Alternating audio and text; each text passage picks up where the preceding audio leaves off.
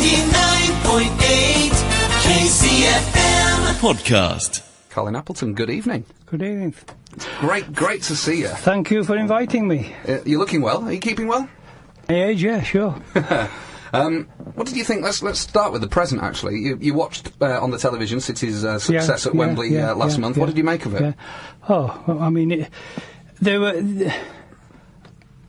I sat at home, was willing them to win because they've been playing such good football. You know, I mean, but I knew of Phil Brown wherever he's been, you know, and type of games he's played and things, but you know, the way that the City played and had them playing, and obviously the young boy up front was a bit special, wasn't he? Fraser Campbell, yeah. But I mean, from what Phil had been done, and you know the way things ended up for him at Derby. I mean, everything. You know, I mean, basically, what's happened now.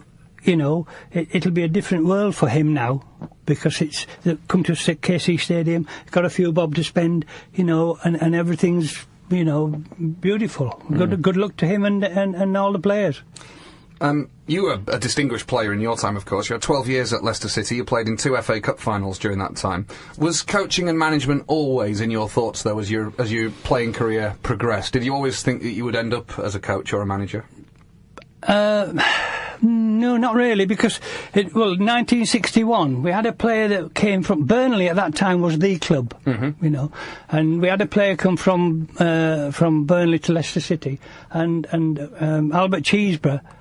That was the first time I'd heard of Lilleshall and coaching, you know, and I went and with him, and one of the things that I just got a little Monish minor actually. And Albert and I went there, and he used to have to bang the front of the thing because it kept slipping in the club and all that. But then we drove into Lilleshall down the big long, people that know it, the big long path all the way down, lined with trees and things. And we drove into the car park, and Cheesy said, "Hey, don't go near that. Don't go park up near that." He said, "It's a Rolls Royce." I said, "Well, whose is it?" "Oh, it's Malcolm Allison's." Right. You know, so I mean that gave you an idea of how much you could earn if you did go into coaching and management. Yeah, but the quality of the people there. I mean, if people from a football point of view know that the Football Association side of it and a guy called Charles Hughes at the time was a little bit foreign to the pros, the professionals. You know, it was more leaning towards static coaching, if you like. And it wasn't as professional as you would have expected. But I mean, I'm having a go at them at the minute. But basically, the fact then was that they always had each summer they had a foreign coach come and put on a coaching session in front of all the football coaches. In order to spread new ideas, maybe. Yeah. And did he? Yeah. They called him Helenio Herrera, and he was with Milan. Mm-hmm. Now this is a guy that's, you know, top man in Italy, and he come and the first thing I knew about him was they played in Scotland, and the first thing he did when he got off the plane was go to the ground, and he measured the pitch. Now that is unusual. I think, personally, I think all clubs should play on the same size pitch anyway. Of course, yeah. It depends on whether you play with wingers or not. I remember Brian Horton once deliberately widened the pitch at Main Road because he had, who did he have? He had Nicky Summerby on one side and Peter Beagrie on the other, and he wanted them to play wide. Well, yeah, good on him. Good on him for using that situation, but at the same time it's an advantage to the home team, isn't it? Of course. Yeah, if you are at home, you're going to create an advantage because you're not going to get it when you're away from home. You're from Scarborough originally, as we know, and of course you're back there now. Was it just coincidence that your first coaching job was there? No, because I moved from Leicester to Charlton Athletic, where Bob Stoker was manager, and I was there for a year. I went there with the intentions of joining the London Coaching Association, and unfortunately it was sort of wasn't in existence because it was World Cup year, and everybody was up in the World Cup. But I did get a chance to go and see Alf Ramsey at the university up in London, and that was very interesting, you know, based on that happened. But I mean, from Charlton with Bob Stoker for a year. You went to Barrow after that, didn't you? Yeah. I did, but that I mean, what I'd done previously at Leicester City for those years I was there was totally different down in the way the Londoners. I mean, the training was started at 11 o'clock just to allow players to get across London to train. You know, I mean, everything was coped around the player. Well, you know, basically that's if you're understanding me, you know, me 10 o'clock, everybody's together. You know, people think it's a disciplining thing, but at the same time, it's a good habit. You know, and from being there, then I went to Barrow as a player manager then, and enjoyed that because really, in those days, there was what you would probably call the scallywags of the game in the lower leagues. All the lads of character. Yeah. Drifted towards the Hartlepool, the Carlisles and so on. Yeah. And that was an experience again, because at Barrow, you know, there's Walney Island, and the players used to come in late, and they're saying, oh well, the bridge across Walney Island to Barrow is down. Yeah. Is up, and they were late for training. Across, yeah. They were late for training, weren't they? So I mean, those are all things that you can sort of put down as experience. And to a certain extent, Eric Harrison, who many people will know, but probably an awful lot won't, because he was the guy that coached Beckham. Yes, Giggs, it was the famous class of '92, the youth team coach at Manchester United. Eric was a player with me at Barrow. And then he got a free. When I came to Scarborough, he got a free from Barrow, and I took him to Scarborough, and he had. I think in October he had a phone call from Everton to go as coach, the youth coach, and he seemed to be pleased that I'd let him release him from his contract, you know, which was fine, great. But from there, when Ron Atkinson took over at Manchester United, Eric went from Everton to Old Trafford, yeah. To Old Trafford.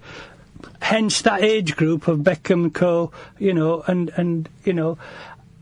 Well, it was Beckham and Butt and the two Neville brothers and Paul Scholes, wasn't it? Right, that's right, yeah. It was an amazing setup. But Eric never ever said anything while we were training or anything. Never talked football, Eric, you know. But at the same time, later on I found that he'd done a lot of coaching at weekends at different places and things. So that was a good thing for me to know that he'd been involved. So, you know, leaving Barrow, but we'd had a good cup run, and they were doing well, and they decided to buy an 18-seater coach, and we came from Barrow to Scarborough. To a coach company in Scarborough. To Plaxton's Coaches. Yeah. And the managing director at Scarborough was the chairman at Scarborough Football Club, and he asked me if I'd ever thought of going back to Scarborough. Well, basically, at Barrow, I burnt my boats, you know. I got quite ill and tired. And you were ready to go home to Scarborough at that stage, were you? Anyway, I think at the time. Because you had 13, I mean, you ended up with the job there, as you said, and you had 13 years in total there, you know, on and off, as it were, right through until through until when Don Robinson bought Hull City. Now, let's get to that, because he bought the club. They had gone into receivership under the Needler regime. The players were all on the transfer list. Yeah. He took it out of debt. Was it always had you planned in advance, the pair of you, to go as a team, for him to take over and then to install you as manager? Was it discussed much beforehand, or did you not know anything about it until he bought it? I didn't have a clue about it being available, but from out of the blue, a Hull City home game, and it would probably be about 3 weeks before the end of the season, and can't tell you what game it was, but Don gave me a call to say, "What are you doing today?" I said, "Nothing. I'm going to Hull. You want a trip?" And anyway, we ended up going to Hull, paying at the gate. Yes. Going in the stand. They needed the money, Colin. Yeah, so did Don, yeah. Go on, going in the stand, yeah. Yeah, we ended up going in the stand, and then just coming back in the car, out of the blue, he said, what did you think of them? You know, the team, the whole City team. And I gave him my opinion and what I'd seen. And the next thing I knew, that he was going to be involved with Hull City. He was going to buy the club, yeah. Well, from that, you know, it was sort of always. I was always in his mind, obviously, because whether it's his opinion that I thought would give him a decent summary on what Hull City were about, the team, the players, but before I even came, a lot of the high earners had gone. At the end of the season, a lot of the big earners had certainly gone. sold. Nick Deasy went that summer, and so did Mickey Horswell, and I think they were. I mean, Nick Deasy was a Welsh international. Mickey Horswell had used to play for Manchester City, and they were two high earners that had been released in that summer. Well, the thing about that was that once probably Don was in situ, the fact was that he had negotiated terms with the players that were going to be there. Once the air had been cleared. That was the wonderful thing, that in a way, because, I mean, we'll talk about the 2 seasons that you had in more detail, but the basic thing was that the moment Don took over, all the players came off the transfer list. You couldn't really buy anyone, but you certainly no longer had to sell anyone either, and you had a squad that had just finished 8th in Division 4 with the threat of receivership behind them, so you had something to work with. Thankfully, the players themselves must have taken a cut. Supporters, I think, were sceptical, weren't they? Because there was a Scarborough partnership that was coming in. Scarborough had no league history at this point. Yeah, did you feel you had a part of your job was did you feel you had to win them over? Did you sense any sense of disappointment in the supporters that you were a fairly low-profile appointment? Now then, with living and travelling daily, you know, I missed an awful lot. Right. Unfortunately. You know, and my schedule really was I would get to the club early on a morning and whatever we did at the club, and then I would get back home at 6 o'clock at night. So I didn't get any sort of feedback, only what the players were chatting about, you know. But I mean, in terms of the actual, I knew particularly that City, Hull as a city, were underachieving. You know, I mean, I hadn't particularly known about the I don't know that much about receiverships and all that anyway, even then. But at the same time, they were having a rough time. Don was going to come in, and so maybe it cleared the grounds a bit for me to just come in and get them pre-season training and start. You know, I didn't know anything about the financial side or whatever. Yeah. But basically, if you're going to say to me of the players that were there and that I came to and kept, but that was because of them. You know, the point is, I mean, what I love about it is that they just finished 8th and with the threat of receivership and losing their jobs. Under you, they finished 2nd, got promoted, and it was the same bunch of players. You had Brian Marwood as arguably the star player, but even so, players like Gareth Roberts, Tony Norman, Les Mutry, Billy Whitehurst, big occasion personalities, and you clearly took to each other, didn't you? Well, maybe I pulled a few strings in the right, or plucked the hearts in the right places. I really, honestly didn't have any. I enjoyed it. Yeah. From day one, because I mean, there are characters, and it's lovely to be able to, you know, even within the training. But good footballers as well. They ended up better because they were of that nature and they were that type of player. You know, it wasn't any one individual. I mean, Les Mutry and these sort of things. I mean, there were some good players. But I mean, from looking back a bit, I think Brian Marwood started with the youngsters at this club, didn't he? Yes, he did, Brian Marwood. And, well, I mean, of those players I've just mentioned, 2 of them, Gareth Roberts and Brian Marwood, came through the ranks. Yeah, well, you know. Brian Marwood wasn't a local boy, but he still came through the ranks from the age of 16. You only really brought in 2 players that season. You brought in Billy Askew after a trial. He was your first signing in the summer. Yeah. And then you also brought back Pete Skipper, who'd been away at Darlington for a couple of years, and that was it. But they were key signings as well. But we mustn't forget that we talk an awful lot these days about tactics and things, but I was getting, I hope, I was getting out of the players what they're capable of doing and enjoying. You cannot play football You know, I wouldn't employ anybody in football if they didn't love what they were doing. Because at times when you're down, you've got to still graft. You know, and that team, I mean, looking at the programme, the way, and the fixtures that we went through, I mean, the team was pretty much picked itself. I should point out that Colin's brought quite a few programmes from the 82-83 season in with him to sort of jog both our memories. Do continue. Yeah, well, I mean, the team virtually picked itself. It might have been luck on my part because there was not many to pick from.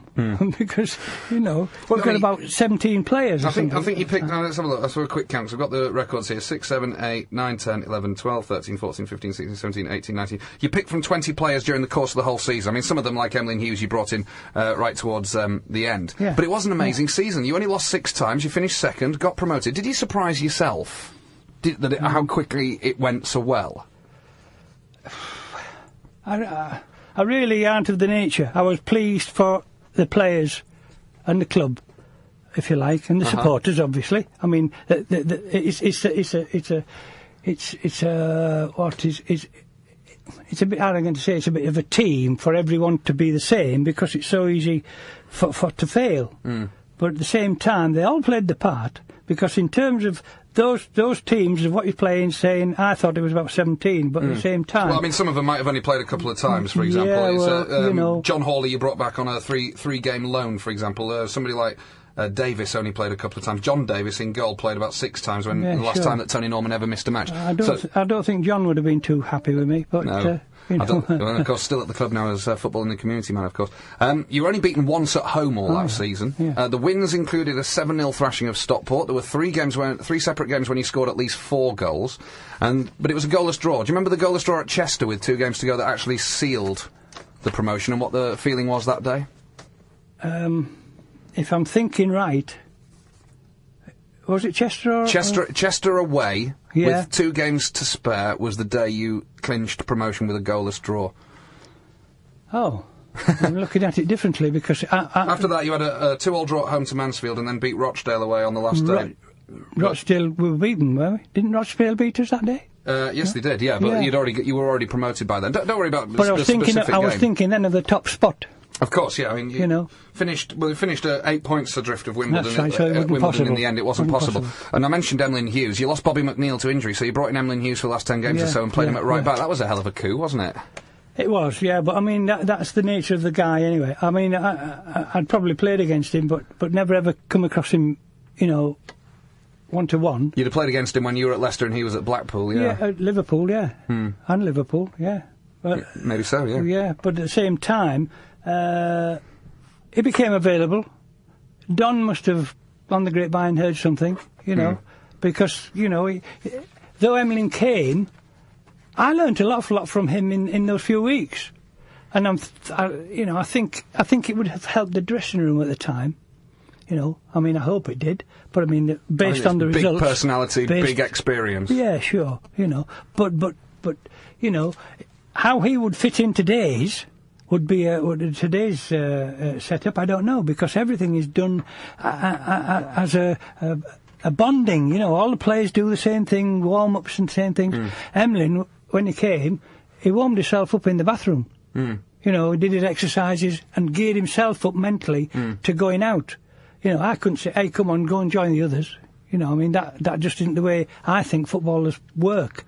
It's a mental game as well as, It was. A great. I mean, it was to get a star like that in, albeit one at the end of his career. At the end of that season was a great coup. We've got Colin Appleton with us, former Hull City manager, through until 8 o'clock. The second season then, Colin, 83-84. Yep. Given that you'd been promoted, what expectations did you and Don Robinson have for the new season? Well, I mean, it may seem odd, but the way the previous season had gone, and there wasn't so many changes. In a way, I, for one, just continued doing what I knew. And basically, I can't remember how the season actually started, but I know we You started really well. I mean, I was going to say, first 11 league games unbeaten, including a 5-0 win over Millwall, a 4-1 win over Sheffield United, who of course would do you for promotion right at the end. Started with a 4-1 win over Burnley at home, when Steve Massey, who you bought in the summer, scored 2 on his debut. Yeah. So you started with 11 games without defeat. Yeah, well, that's one of the points that I probably would like to get over, because, you know, if I've got confidence in players and they're doing well, I'll pick them all day. You know, I mean, in that sense, and that's really the way looking at this programme, and the way the names come up so regularly that even if it was the season before, these same players, all right, you've got to get them back on track again. You've got to get them in the mood and all that sort of thing. That'll soon pick up if the results are there. You know, and the results were there, as you were saying. And so, you know... But I like the loyalty argument that you said, because Cliff Britton got a lot... One of your predecessors, who was there all the way through the 1960s, got a lot of criticism in the end, because they reckoned he was too loyal and kept his players for too long. But your loyalty was to a much younger, fitter squad that was obviously full of confidence as well. I mean, let's look at it. Like I say, you brought in Steve Massey, and... That's it. You brought in Stan McEwen midway through the season, and that's it. The rest of the players were already there. If management comes into that, taking away the enjoyment of football, I signed Steve Massey. Steve Massey had got a lot of goals in his career, and then you know, I went and signed him, but I was relatively new to the Football League, other than the previous season. Of course, yeah. And so I didn't do my homework too well on Steve Massey, and we didn't have a scouting system. I didn't have somebody go and vet the opposition and all this sort of thing. I mean, there was just nothing available like that, and yet what I hadn't accounted, or I didn't know, but I would have accounted for, that he'd got engaged to one of Butlin's daughters. Right, Billy Butlin's daughters. Yeah. It was either Butlins or Pontins. Oh, right. One of them. I don't know Mr. Pontin's first name, but certainly Billy Butlin. Go on. But I mean, in that way, that's way down south, isn't it? You know? And I never ever thought his mind was in Hull. Well, he started so well. I mean, you brought him in. He scored 2 on that opening day, as I said, on his debut. 4-1 win over Burnley. Billy Whitehurst got the other 2. But he only played 13 games all season in the end, and only scored 4 goals. Now, you left, of course, at the end of that season, but he hung around with Brian Horton and did a little better the following year. Did he go after that? Yes, he did. He only did 2 full seasons before I think he went to Oxford. The other side of the coin was that you sold Les Mutry, who'd been a big Tigers hero for 3 years, but was... I suppose he was the oldest. He was 32. Massey, Whitehurst and Flounder still at the club. You probably felt that one was dispensable? Well, yeah. I mean, there's always... I mean, people won't believe this. I mean, I don't know whether Phil will believe it, but at 20 to 5 on a Saturday, I picked the team for the following Saturday. Right. You know. So they've got to be doing well for me to put their name on the sheet. It doesn't matter what they do through the week in terms of training, you know, you've got to keep them happy, you know, and I mean, it's ideal. Money in a way didn't come into any of this, because if they like playing football and want to play, and you've got somebody around that's helping them be better than they think they are, and improve, then you've got a chance. But I mean, whether that's double Dutch, but basically, you know, I had so much faith. I mean, Andy Flounders did a good job. He was that youngster who came through the ranks. That's right. But at the same time, if anybody looks at your statistics there, we didn't have wingers in those days. You know, I'm looking at them as being Marwood, Whitehurst and Flounders.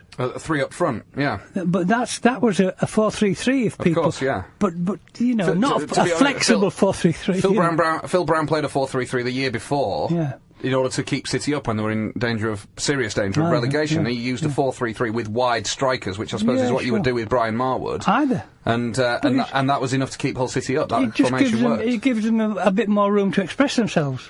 Billy Whitehurst that season started to score a bit more. He'd been working with Chris Chilton The greatest, probably is statistically the greatest Hull City goal scorer of them all, and the goals were starting to come for him. That was a specific thing, wasn't it? To get Billy Whitehurst working with Chris Chilton, who you inherited on your coaching staff and kept, and get them working together and turn Billy Whitehurst into a goal scorer.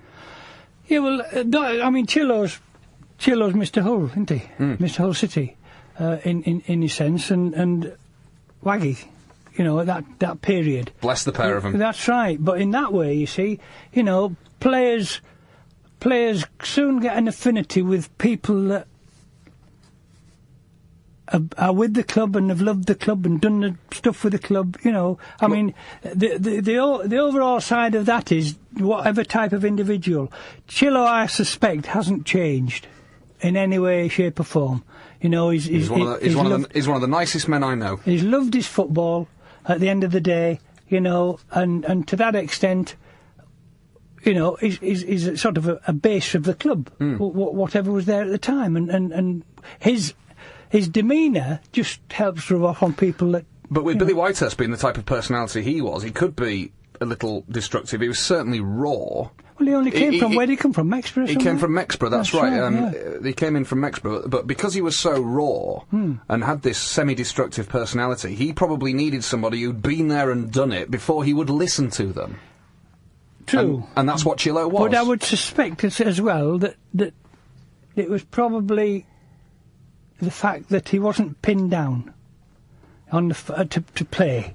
You know, I mean, he 4-3-3 in its sense, in its way, is not unlike the young boy at Hull City now, the one on loan. Fraser Campbell.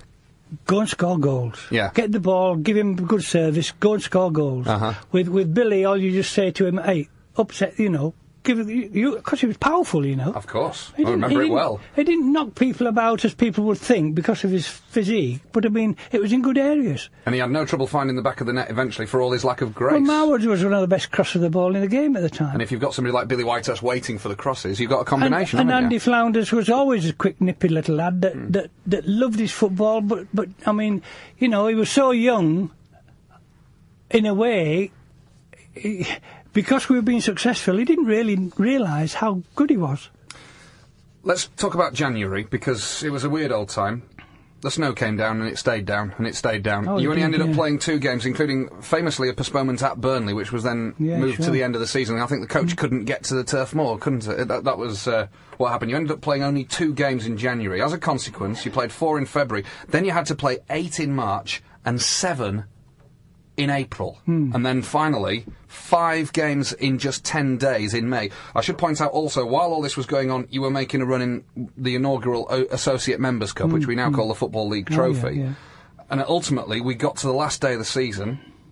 Burnley rearranged after the coach broke down, and you needed to win by 3 goals. That's right. So I mean, I look at the team. You picked as an attacking a team as you probably could get away with without looking kamikaze. Yeah, well, I mean, as I say, you know, I mean, you've got to give the ones that are in form a chance, and to that extent, I mean, I was sort of, what's the term? Over the moon? I mean, basically. Well, I was going to say on cloud 7 because that's something that you famously said. Yeah, but go on. the way the game was going, and the way that the goals came, you know, I was expecting to get that third. And it really, on behalf of everyone, it disappointed me, no matter how it disappointed the rest of the club and players, obviously. But to that extent, the game itself should have been played. What date? Can't remember. It was it should have been sometime. I don't know the actual date. It should have been in January. Yeah, well, you know, whether I think it would be in the cuttings then in the papers. But I mean, basically. There was another story, really, because John. Oh. Player? A player? His son's manager at Bournemouth. Son's manager, John Bond. John Bond. You mean Kevin Bond, who's manager at Bournemouth? So yeah, John Bond. John Bond was manager at Burnley at the time. And there was snow. I mean, whether we started off from here in snow. But on the M62, it was blizzards, you know. And you couldn't get there. And we got to whatever, the first service station, I don't know the name of it. The first service station after you've crossed the Pennines, you mean? No. On the west side? No. The one at Ferry Bridge at the A1? Oh, no, sorry, it would be the one after that. It would be... The one after the Pennines is Birch Services near Rochdale. Certainly it is now. I don't know whether it was there in 1984. That's right. I'm guessing Well, it was. The point then was that the driver pulled in on to the service station. Yeah. And he didn't want to go. He didn't want to go any further. Yeah. So I phoned the club and telling them that we were going to be late. Because of the weather. Because of the weather. And probably the main thing was that 2 o'clock they were going to start letting the public in and paying. Without any teams. Without anybody there. Yeah, but I mean, the funny part of it was, you could understand so much snow and blizzards on the M62 that the driver pulled in and didn't, I mean, I wouldn't say he couldn't or didn't want to, but I mean, that's the way it turned out because we just came back home. You just turned around and came back, yeah. But from that... I phoned the club, spoke to Bondi, and they said, he got sick of it, and in the end, sick of me going on, because I said, well, the driver won't come, and even then we said, well, what about a 3:15 kick-off? And the driver said, no, not going. And from that, days after that, I understand that Jimmy Armfield, who was reporting the game at the time, was stood in the middle of the centre circle at Turf Moor, wondering what's going on because it was sun shining. So the weather was changing as you went along, but you were still in blizzards at this service station. If it was the service station near Rochdale, you'd have probably only been about 10, 15 miles away from Burnley. But the weather had. The weather had changed. Yeah, let's go to that last game then, when Burnley finally did take place. Yeah, sure. A huge crowd, a lot of Sheffield United fans pretending to be Burnley fans that day as well, because they were the ones who were waiting to see what the result would be. You needed to win by 3. You won 2-0. Was that Bassett? Was that Dave Bassett, that one? No? Sheffield? No. But Dave Bassett was still at Wimbledon then, I think. Oh, yeah. But the point was that you won 2-0 and you needed to win by 3. So, as we know, 1 goal stopped you from going up. Just one solitary goal. The heartbreak among you and the players must have been huge. Well, I mean, they used to concentrate and work that hard that they were tired anyway. I mean, it was just... I mean, it was demoralising. And as you're going to go on and say, I mean, I wasn't there for an aftermath the next day. I didn't see them the next day to be able to know particularly how they felt. You resigned the same day, didn't you? You told the players after the game that you were leaving, and it became public the next day, didn't it? Yeah. And I would, in a way, I would understand from my experiences throughout, even applying it playing-wise to the football side of the club. The other side, the running side of the club, was another thing. And from that, even at Scarborough, when I was at Scarborough, Don allowed me to go and have interviews for games. For clubs. For clubs, yeah. But at Scarborough, I suppose, the only, because you're a non-league manager, you will have specific ambitions to rise into the league. Yeah, but what was the point? What was the point of me going from Scarborough? I mean, the money was limited, but why should I go and leave Scarborough when we're going to Wembley every day? Yeah, you went there 3 times, didn't you, in the non-league? When you decided to take the job offer at Swansea, did Don Robinson try to persuade you to stay, or did he shake your hand and say good luck? There was a part there where I hadn't seen Don for a while, for whatever reason, and I took it that he was maybe abroad, and when I got a little bit pressured then. From where I was going to improve my life and improve my circumstances. I didn't, as ultimately was found out, I didn't improve my life. No, I mean, you didn't stay there very long in the end, did you?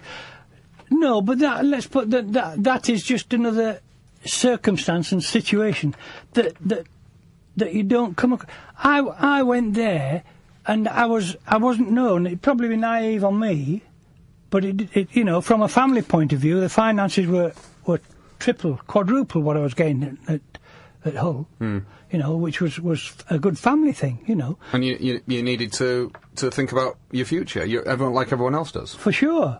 I only hope that people understand that. We need to take another breather at this point, Colin, but we've got Colin Appleton with us through until 8 o'clock. Let's have a look at that record, because as I said at the start of the programme, Colin, statistically the best boss the club has ever had. 92 league games, you won 48, you drew 29, and you lost only 15. That's the best managerial record of any period of management in the club's history. Wow. However, when you came back in 1989, it was played 16, won none, drew 10, lost 6. Now, why did you come back in 1989? It was after Eddie Gray had lost his job. Don was still in charge. Why did you think that would be a good idea? I think, in before I was saying to you, I don't mind going anywhere where I'm wanted. Mm-hmm. And obviously I knew Don and knew the way things were, but that was, the previous time I'd been, I didn't know anything about Hull City the second time, the players or anything else. I didn't know much about that. I was busy living my football life elsewhere. Mm-hmm. But basically, from knowing that, the only thing I can say about all that, whether it's me or anyone else, it's about players. And getting the best out of players. You can only get the best out of players if they're wanting it badly enough. As I said before, money doesn't really come into it. Some of the young boys that are in the present side, good luck to them. They look sharp. They look good. They're fit and professional. They've got to pick that up early next season. Well, in the summer when they come back, they've got to pick up and make their minds up. But it's up to them. Phil Brown has proved himself, to be a good handler of football players and results, if you like, because not only with Sam and things like that, but he's a proven winner, if you like. So you looked at the squad that you were inheriting when you came second time round and thought that's a good bunch of players that I would like. I didn't know them. I didn't know them well enough. You had Askew and Roberts were still there. Yeah. Whitehurst had gone and come back. So you had 3 to begin with that you obviously knew very well. Yeah. And then it was you thought, well, I've got a chance to get to know these guys. They may well have been. Billy might have been away and come back with a different to what I knew him. He was a different Billy, was he? Yeah. Okay. It didn't go well though, did it? And Billy Askew in a way. I could go through individuals, but Billy, did a super job. But you might as well say in the previous way, Dennis Booth played, at his age, and he did a super job for the side. But nobody can tell me what sort of job he did on the field. But his presence was important. Billy Askew wasn't dynamic. It's about the personalities as much as about the player. And it's so important, I've been reading a paper today where somebody's been watching somebody for a year and then they're just thinking about making an offer. A year? Yeah. Some people are in, it isn't enough to do it with one because, he might have been gone, that player might have gone somewhere else. So you've got to have a sort of a background of all players, if you like. That you fancy, that you could do a job for the club. You've got to be in there wanting them, and people have got to back you to do it. You had your 16 games, then Don Robinson sold up, and Richard Chetham took over as chairman, and the very first thing he did was give you the sack. Now, did you ever try to sort of protest and get an opportunity, or were you in a way quite grateful to get out of it quickly? Because it was 16 games without a win. Yeah, that isn't anything to be proud of. But I think I've said before, earlier on that one or two of the clubs that we played against, or managers that we played against, were sort of being confident in what they were saying to me by, well, you're only losing by 1 goal, or you're drawing this and that, I remember 2 games that leaped to mind. You were going to bring one of them up, which was a home game against Newcastle, in which Ian McParland scored to give Hull City the lead, but City still lost 3-1. The next game, I wonder whether you remember this, because they played Swindon at home and were 2-0 up for Hull City. Mm-hmm. Then he took Ian McParland off, who did play well that day, and they scored 3 in the second half. And that suggests that, and I remember that game very well, I was in the Kempton that day, and that suggests that that maybe you need a bit longer to get to know what these players were like. Yeah, but that's where the decision and the management side comes in. If I took him off when it cost us the game, then I'm, You're culpable, aren't you? Yeah. Question myself. But at the same time, it wouldn't make any difference as to whether he played the next game. No way. But at the same time, the overall thing, one thing compounds another. And with the ones that were of 82, 83, those were younger players that were hungry and they wanted to do this and that, you know. When you've got other players, they take a little bit more fitting in and juggling and you know. I mean, because Brian Marwood, I'll come back to Brian, because basically with Mike Smith, he was an orthodox winger. You know, Brian had such an appetite for scoring goals. He got a few penalties, but certainly he scored a lot of goals. Yeah, I mean You say that, but that's a certain type of nature needs to score penalties. Absolutely, yeah. He got. Let's have a look. He before you arrived, he got 12 in the '82 season. In the '83 season, he got 19 goals. That was your first year. He got 19 goals when he got promoted, and in your second year, he scored 16 goals. And then, of course, when you left, he left as well. Does it tell you in there how many assists he made? No, I'm afraid it doesn't. In modern terms. I'm guessing it would be. Yeah, I'm sure. guessing it would be plenty. Okay, Yeah, let's talk yeah. about. We've got about 4 minutes left, Colin. Yeah. So let's talk about. I want to mention one or two individual players, and just tell me what your memories are of them, of them as players and as personalities. Start with Tony Norman. A lovely guy. You know, I mean, I'm not saying that because he was the goalkeeper, and he would stay out. I would stay out with him, and we would be practicing crosses and things. And at that time I could do it. But at the same time, he was there all the time and every time. You know. He didn't miss a game for 8 years. If I can remark on one point, I know we might take time. The first season we were here, I think we played at Hartlepool, or was it the first game of the season?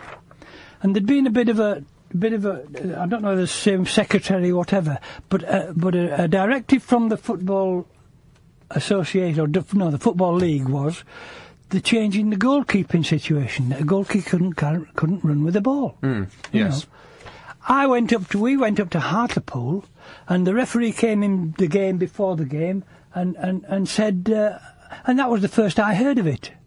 So whoever was secretary at the time hadn't relayed it to me, and I hadn't heard from anywhere as manager. I hadn't heard that this rule had been brought in. This was in the old Football League trophy, yeah. You know, so we ended up, Morris, Norman, what Tony Norman. By every time he got the ball back, you know, there was pass back then. Every time he got the ball, he just welded it, bang, bang, bang, from wherever he stood. He wouldn't dare bounce it or anything or carry it, you know.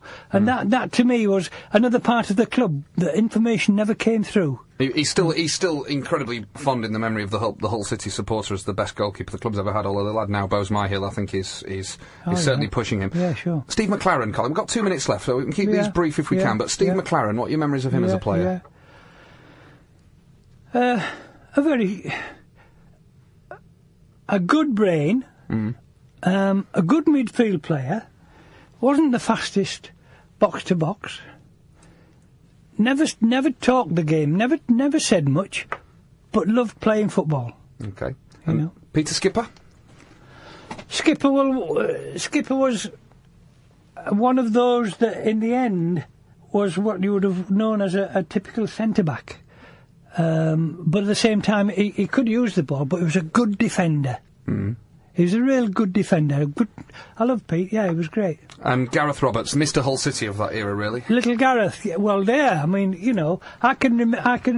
If you ever see him again, ask him. I'd been on a course to Lilleshall, and we went on the back pitch at Boothbury Park, the back training ground. Yeah. And I came back, and I'd come back with this thing that a guy that was on the course, a foreigner, said, I can score a goal from 25, 30 yards, no matter who you put in goal.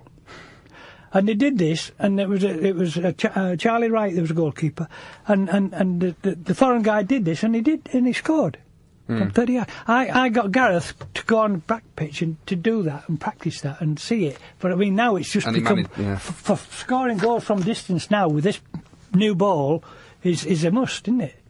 I've thoroughly enjoyed having you here tonight, Colin. Thank you for coming down to see us, and all the best in your retirement up in Scarborough, and hopefully we'll get to talk to you again sometime on KCFM. Thanks for coming down to see us. It's been great fun. You're welcome. Good luck for next season. Thank you. I'm sure you'll be watching. I'm sure and them all, yeah. I'm sure you'll be watching all the games on the television. Colin Appleton, thanks very much. Yeah, sure. Colin Appleton, former Hull City manager, with us tonight on Sports Call. Neil Allison, former Hull City defender, now manager of North Ferriby United, will be our guest on the programme from 7 o'clock tomorrow evening.